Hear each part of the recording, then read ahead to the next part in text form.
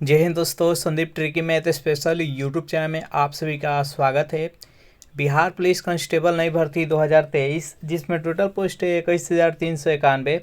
इस पोस्ट के लिए न्यू पैटर्न पर आधारित 40 अति महत्वपूर्ण प्रश्न लेकर आए हैं। ये इसका सेट नंबर 7 है। 1 से लेकर 6 तक नहीं देखे होंगे तो इसके लिए प्लेलिस्ट बना दिए हैं, वहाँ से जाकर आप सारी वीडियो देख सकते हैं। वीडियो स्टार्ट करते हैं, चलते हैं हम प्रश्न की तरफ। पहला प्रश्न है आपके सामने कि श्वेत प्रकाश में 7 रंग होते हैं। इस तथ्य की खोज निम्न में से किस वैज्ञानिक ने की थी? ऑप्शन नंबर ए है रमन, बी है न्यूटन, सी है मैक्सवेल और डी है आइंस्टाइन। बताइए यहाँ पर 1 प्रश्न का सही आंसर क्या है। देखिए, श्वेत प्रकाश को जब किसी प्रिज्म से गुजारा जाता है तो ये 7 रंगों में विभक्त हो जाता है। ये 7 रंग कौन कौन सा होता है? तो बैजानिया पिनाला सबसे नीचे रहता है, बैगनी, फिर रहता है जामुनी, फिर नीला, हरा, पीला, नारंगी और लाल। ये 7 कलर होता है। सबसे अधिक जो मुड़ाव होता है वो बैगनी के होता है और सबसे कम जो मुड़ाव होता है, वर्ण विक्षेपण होता है, सबसे कम वर्ण का विक्षेपण होता है वह लाल का होता है। जिसका सबसे अधिक विक्षेपण होता है उसका तरंग दैर्ध्य कम होता है और जिसमें मुड़ाव कम होता है, विचलन कम होता है, उसका तरंग दैर्ध्य अधिक होता है। यानी अगर हम बात कहें तो बैगनी का तरंग दैर्ध्य सबसे कम होता है और लाल का तरंग दैर्ध्य सबसे अधिक होता है। और इस तथ्य का खोज सर्वप्रथम किस वैज्ञानिक ने की थी? तो न्यूटन ने। तो इसका राइट आंसर है ऑप्शन नंबर बी। चलिए नेक्स्ट यहाँ पर सेकेंड प्रश्न है आपके सामने कि भारोत्तोलन मीराबाई चानू का संबंध किस राज्य से है? मणिपुर, नागालैंड, मिजोरम और असम। बताइए यहाँ पर सेकेंड प्रश्न का सही आंसर क्या है। देखिए, पहले तो पूछ सकता है कि मीराबाई चानू का संबंध किस खेल से है? तो भारोत्तोलन से है। और ये किस राज्य से संबंध रखती है? तो मणिपुर से। इसका राइट आंसर है ऑप्शन नंबर ए। नेक्स्ट यहाँ पर 3 प्रश्न है आपके सामने कि लघु ज्वार भाटा कब आता है? पूर्णिमा के दिन, अमावस्या के दिन, शुक्ल पक्ष के 7वें दिन और शुक्ल पक्ष के 9वें दिन। बताइए यहाँ पर 3 प्रश्न का सही आंसर क्या है। देखिए, एक होता है लघु ज्वार भाटा और एक होता है दीर्घ ज्वार भाटा। तो दीर्घ ज्वार भाटा कब आता है? तो देखिए, जब सूरज, चंद्रमा और पृथ्वी तीनों जब एक सिध में आ जाता है तो दीर्घ ज्वार भाटा उत्पन्न होता है। और जब सूर्य, पृथ्वी और चंद्रमा एक समकोण का निर्माण करते हैं तब लघु ज्वार भाटा आता है। तो लघु ज्वार भाटा शुक्ल पक्ष के 7वें दिन आता है। इसका राइट आंसर है ऑप्शन नंबर सी। नेक्स्ट यहाँ पर 4 प्रश्न है आपके सामने कि वर्तमान में भारत के महानियंत्रक यानी CGA कौन है? चारों ऑप्शन देखिए और बताइए यहाँ पर 4 प्रश्न का सही आंसर क्या है। तो वर्तमान में CGA कौन है? तो SS डुबे है। जो भी कैंडिडेट ऑप्शन नंबर बी के साथ जा रहे हैं बिल्कुल ही सही जवाब है।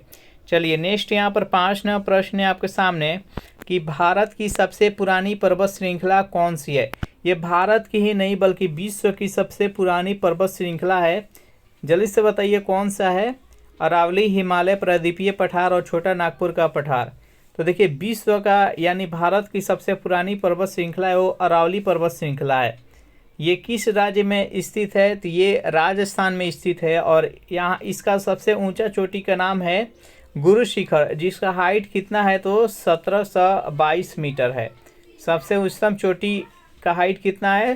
तो 1722 है। इस प्रश्न का जो आंसर हो जाएगा ऑप्शन नंबर ए हो जाएगा। चलिए नेक्स्ट यहाँ पर 6 प्रश्न है आपके सामने के वर्तमान में केंद्रीय जांच ब्यूरो यानी CBI के निदेशक कौन बने हैं?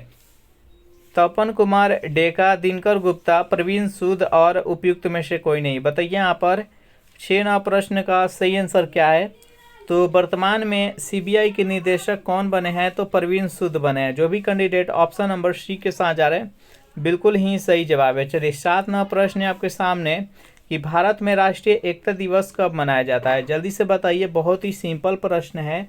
देखिए, प्रतिवर्ष से भारत में राष्ट्रीय एकता दिवस के रूप में 31 अक्टूबर का मनाया जाता है। और क्यों मनाया जाता है?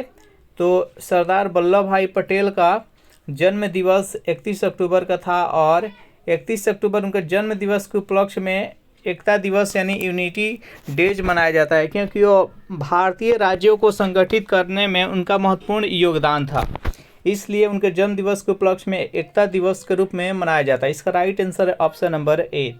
नेक्स्ट यहाँ पर 8वां प्रश्न है आपके सामने कि भारत के मुख्य आर्थिक सलाहकार कौन है। चारों ऑप्शन देखिए और बताइए यहाँ पर 8वां प्रश्न का सही आंसर क्या है। भारत के मुख्य आर्थिक सलाहकार कौन है। तो जो भी कैंडिडेट ऑप्शन नंबर डी के साथ जा रहे हैं यानी अनंत नागेश्वरन, बिल्कुल ही सही जवाब है। चलिए नेक्स्ट क्वेश्चन देखते हैं यहाँ पर 9वां प्रश्न है आपके सामने कि कांग्रेस के 1929 ईस्वी के लाहौर अधिवेशन के निर्णय लिया गया था। जो 1929 के जो लाहौर अधिवेशन था कांग्रेस का, जिसका अध्यक्षता पंडित जवाहरलाल नेहरू ने की थी, उसमें किसका मांग रखा गया था। तो पूर्ण स्वराज की प्राप्ति का। इसका राइट आंसर है ऑप्शन नंबर सी। चलिए नेक्स्ट यहाँ पर 10वां प्रश्न है आपके सामने कि स्विट्जरलैंड की राजधानी कहाँ है। चारों ऑप्शन देखिए और बताइए यहाँ पर 10वां प्रश्न का सही आंसर क्या है। स्विट्जरलैंड की राजधानी कहाँ है। तो 10वां प्रश्न का जो भी कैंडिडेट ऑप्शन नंबर ए के साथ जा रहे हैं, बर्न बता रहे हैं, बिल्कुल ही सही जवाब है। सेशन आप लोगों को अच्छा लग रहा है तो वीडियो को लाइक कर दीजिए, अपने दोस्तों के पास शेयर कर दीजिए। जो भी कैंडिडेट अभी तक इस चैनल को सब्सक्राइब नहीं किए होंगे तो जल्दी से चैनल को सब्सक्राइब कर लीजिए। नेक्स्ट यहाँ पर 11वां प्रश्न है आपके सामने, किसी चालक का प्रतिरोध आधा कर देने से चालक के ताप पर क्या प्रभाव पड़ेगा।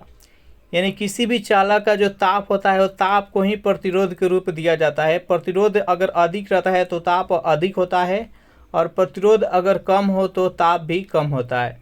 तो उसका क्या प्रभाव रहता है, तो एक दूसरे के समानुपाती होता है। यानी अगर प्रतिरोध आधा कर दिया जाए तो ताप भी आधा हो जाएगा, यदि प्रतिरोध दुगुना कर दिया जाए तो ताप भी दुगुना हो जाएगा। तो इसका राइट आंसर है ऑप्शन नंबर बी। नेक्स्ट यहाँ पर 12वां प्रश्न है आपके सामने कि राष्ट्रीय डॉल्फिन दिवस कब मनाया जाता है। 3 अक्टूबर, 4 अक्टूबर, 5 अक्टूबर, 6 अक्टूबर। बताइए यहाँ पर 12वां प्रश्न का सही आंसर क्या है। राष्ट्रीय डॉल्फिन दिवस कब मनाया जाता है। तो राष्ट्रीय डॉल्फिन दिवस 5 अक्टूबर को मनाया जाता है। जो भी कैंडिडेट ऑप्शन नंबर सी जा रहे हैं, बिल्कुल ही सही जवाब है। नेक्स्ट यहाँ पर 13वां प्रश्न है आपके सामने कि मरुस्थलीय पौधे के क्या गुण होते हैं। जो भी मरुस्थल में पेड़ पौधे होते हैं उसका गुण बताना है। तो देखिए पहला तो गूदेदार तना उनका होता है, फिर नुकीला पत्ता होता है और लंबी जड़ें होती है, और डी उपयुक्त में से सभी। तो सभी गुण मौजूद होते हैं जो मरुस्थलीय पौधे होते हैं। अगर हम बात करें खजूर का बात करें या नागफनी का बात करें, ये सभी मरुस्थल में होते हैं। जितने भी कटीले पेड़ पौधे होते हैं सभी के सभी मरुस्थलीय क्षेत्र में होते हैं।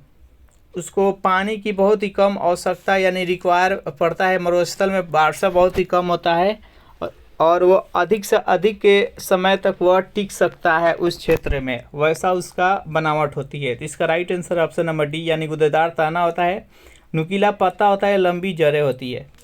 नेक्स्ट यहाँ पर 14वां प्रश्न है आपके सामने कि प्रथम भारतीय संचार उपग्रह कौन सा है। मॉम, आर्यभट्ट, रोहिणी और एप्पल। बताइए यहाँ पर 14वां प्रश्न का सही आंसर क्या है। प्रथम भारतीय संचार उपग्रह कौन सा है। जो भी कैंडिडेट ऑप्शन नंबर डी के साथ जा रहे हैं, एप्पल बता रहे हैं, बिल्कुल ही सही जवाब है। नेक्स्ट यहाँ पर 15वां प्रश्न है आपके सामने कि विश्व प्रेस स्वतंत्रता दिवस कब मनाया जाता है। 1 मई को, 2 मई को, 3 मई को, 4 मई को। बताइए यहाँ पर 15वां प्रश्न का सही आंसर क्या है। विश्व प्रेस स्वतंत्रता दिवस कब मनाया जाता है। जो भी कैंडिडेट यहाँ पर ऑप्शन नंबर सी के साथ जा रहे हैं, 3 मई चुन रहे हैं, बिल्कुल ही सही जवाब है।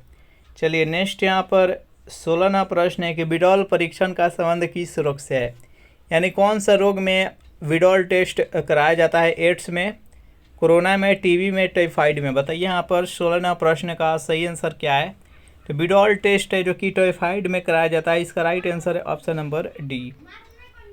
नेक्स्ट यहाँ पर 17वां प्रश्न है आपके सामने कि बंगाल में द्वैत शासन की स्थापना किसने की। Watson, Dupleix, Munro, Clive. बताइए यहाँ पर 17वां प्रश्न का सही आंसर क्या है। तो देखिए बंगाल का प्रथम जो गवर्नर थे वो लॉर्ड क्लाइव थे और लॉर्ड क्लाइव के द्वारा ही द्वैत शासन प्रणाली अपनाई गई थी। तो इसका राइट आंसर है ऑप्शन नंबर डी। लेकिन द्वैत शासन प्रणाली को अगर अंत की बात की जाए किसने इसको समाप्त किया था, तो वारेन हेस्टिंग्स ने, जो कि बंगाल के प्रथम गवर्नर जनरल थे। चलिए नेक्स्ट क्वेश्चन देखते हैं। यहाँ पर 18वां प्रश्न है आपके सामने कि हाल ही में किसने फेमिना मिस इंडिया 2023 का खिताब जीता है? चारों ऑप्शन देखिए और बताइए यहाँ पर 18वां प्रश्न का सही आंसर क्या है।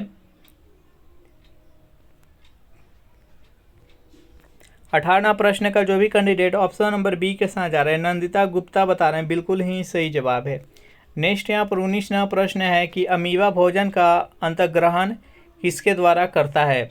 परिवहन के द्वारा, भोजन रसधानी के द्वारा, केंद्रक के द्वारा, उत्पाद के द्वारा। बताइए यहाँ पर 19वां प्रश्न का सही आंसर क्या है।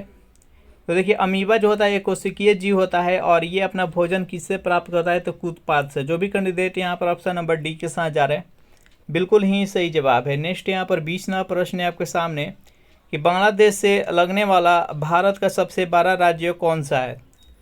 पश्चिम बंगाल, असम, सिक्किम और त्रिपुरा। जल्दी से बताइए।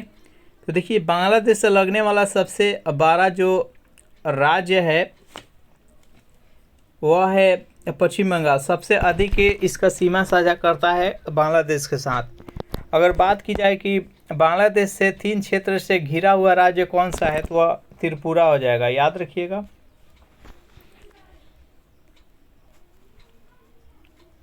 इक्कीसवां प्रश्न है आपके सामने कि रिजर्व बैंक ऑफ इंडिया का स्थापना दिवस कब मनाया जाता है? यानी रिजर्व बैंक ऑफ इंडिया का स्थापना कब हुआ? जल्दी से बताइए यहाँ पर 21वां प्रश्न का सही आंसर क्या है। तो रिजर्व बैंक ऑफ इंडिया का स्थापना 1 अप्रैल 1935 ईस्वी को हुआ। तो इसका राइट आंसर है ऑप्शन नंबर ए। अगर राष्ट्रीयकरण की बात की जाए तो रिजर्व बैंक ऑफ इंडिया यानी आरबीआई का राष्ट्रीयकरण कब हुआ? तो 1 जनवरी 1949 ईस्वी को किया गया। इसका राइट आंसर है ऑप्शन नंबर ए। 22वां प्रश्न है आपके सामने कि भारत की आर्थिक राजधानी किसे कहा जाता है? जैसे बताइए यहाँ पर 22वां प्रश्न का सही आंसर क्या है। तो भारत की जो आर्थिक राजधानी है वो मुंबई है। इसका राइट आंसर है ऑप्शन नंबर सी। 23वां प्रश्न है आपके सामने कि कपास के उत्पादन में सर्वाधिक उपयुक्त मिट्टी कौन सी होती है? लाल मिट्टी, दोमट मिट्टी, खादर और काली मिट्टी। बताइए यहाँ पर 23वां प्रश्न का सही आंसर क्या है। तो देखिए कपास की खेती के लिए सबसे उपयुक्त अगर मिट्टी की बात कही जाए तो काली मिट्टी होती है। इसको रेगुड़ मिट्टी के नाम से भी जाना जाता है।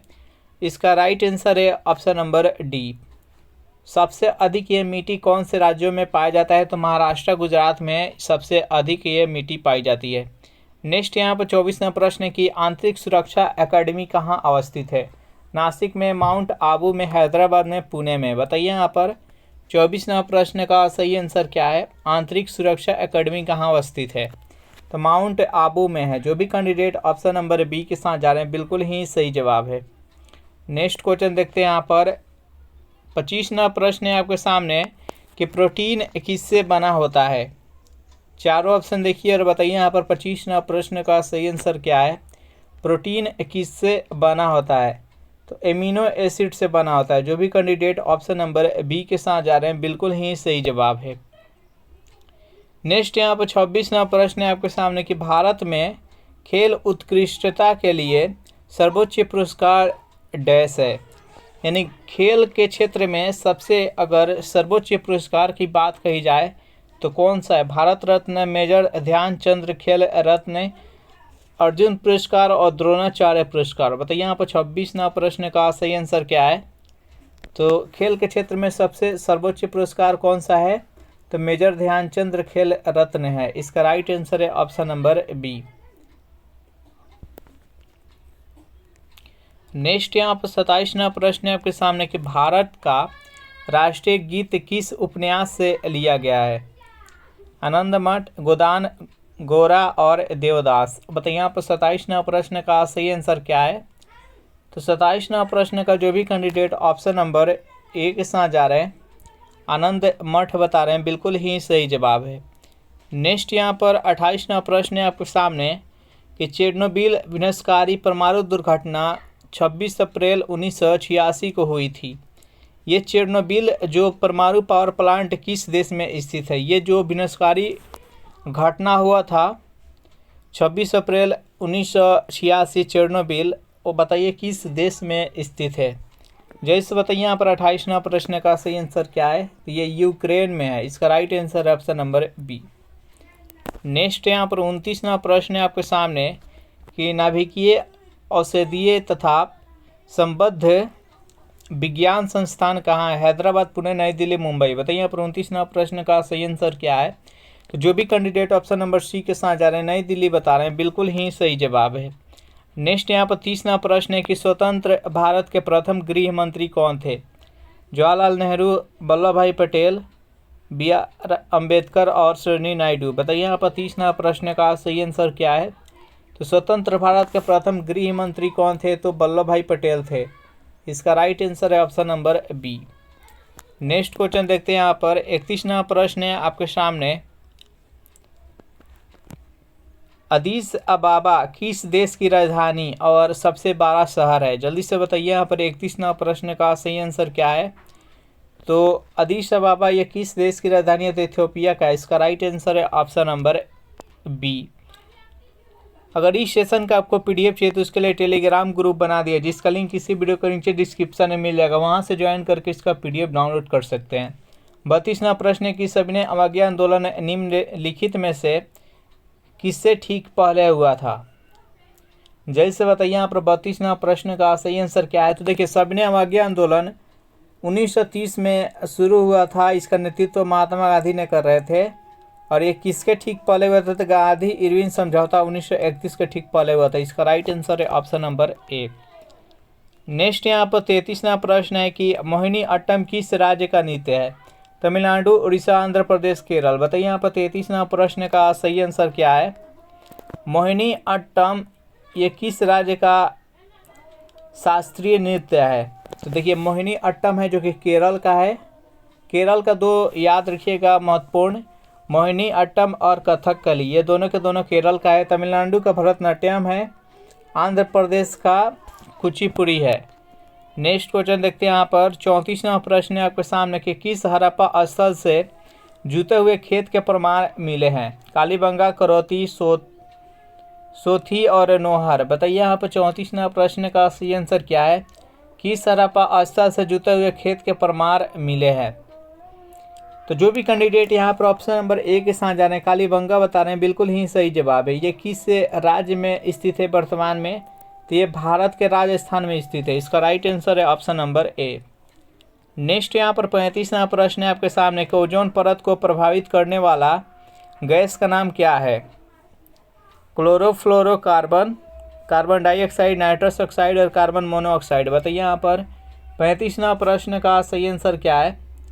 तो ओजोन परत को प्रभावित करने वाला गैस कौन सा है? तो क्लोरोफ्लोरोकार्बन, जिसको CFC बोलते हैं। तो इसका राइट आंसर है ऑप्शन नंबर ए। नेक्स्ट यहाँ पर 36वां प्रश्न है कि सबसे प्राचीन और भारतीय भाषा कौन सा है? तमिल, हिंदी, तेलुगु और कन्नड़। बताइए यहाँ पर 36वां प्रश्न का सही आंसर क्या है? सबसे प्राचीन भारतीय भाषा कौन सा है? तो जो भी कैंडिडेट ऑप्शन नंबर ए के साथ जा रहे हैं, तमिल बता रहे हैं, बिल्कुल ही सही जवाब है। इसका राइट आंसर है ऑप्शन नंबर ए। नेक्स्ट यहाँ पर 37वां प्रश्न है आपके सामने कि तापमान की इकाई निम्नलिखित में से कौन नहीं है? केल्विन, सेल्सियस, फ़ारेनहाइट और कैंडेला। जल्द से बताइए यहाँ पर 37वां प्रश्न का सही आंसर क्या है? तो देखिए, कैंडेला जो है वो ज्योति तीव्रता का अस्थायी मात्रक है, ये तापमान का नहीं है। तो इसका राइट आंसर है option number D. Next question देखते हैं यहाँ पर 38वां प्रश्न है कि मार्स गैस निम्न में से कौन है? Radon, helium, methane, ethane. बताइए यहाँ पर 38वां प्रश्न का सही आंसर क्या है? मार्स गैस के नाम से किसे जाना जाता है? तो मीथेन को। जो भी कैंडिडेट ऑप्शन नंबर सी के साथ जा रहे हैं, बिल्कुल ही सही जवाब है। नेक्स्ट यहाँ पर 39वां प्रश्न है कि अभिनव बिंद्रा ने ओलंपिक में स्वर्ण पदक इसमें जीता है। किस खेल से संबंधित है अभिनव बिंद्रा? जल्दी से बताइए यहाँ पर। तो जो भी कैंडिडेट यहाँ पर शूटिंग बता रहे हैं, बिल्कुल ही सही जवाब। इसका right answer option number B. Next यहाँ पर 40वां प्रश्न है आपके सामने, ग्रैमी अवार्ड किस क्षेत्र से संबंधित है? संगीत, फिल्म, पत्रकारिता और साहित्य। बताइए यहाँ पर 40वां प्रश्न का सही आंसर क्या है? ग्रैमी अवार्ड किस क्षेत्र में दिया जाता है? तो संगीत के। इसका राइट आंसर है ऑप्शन नंबर ए। इस प्रकार सेशन यहीं पर समाप्त कर रहे हैं। सेशन आप लोग कैसा लगा जरूर कमेंट करके बताइएगा। वीडियो आप लोग को अच्छा लगा हो तो वीडियो को लाइक कर दीजिए, अपने दोस्तों के पास शेयर कर दीजिए। जो भी कैंडिडेट अभी तक इस चैनल को सब्सक्राइब नहीं किया होंगे तो जल्दी से चैनल को सब्सक्राइब कर लीजिए। Thanks for watching this video. मिलते हैं नेक्स्ट वीडियो में।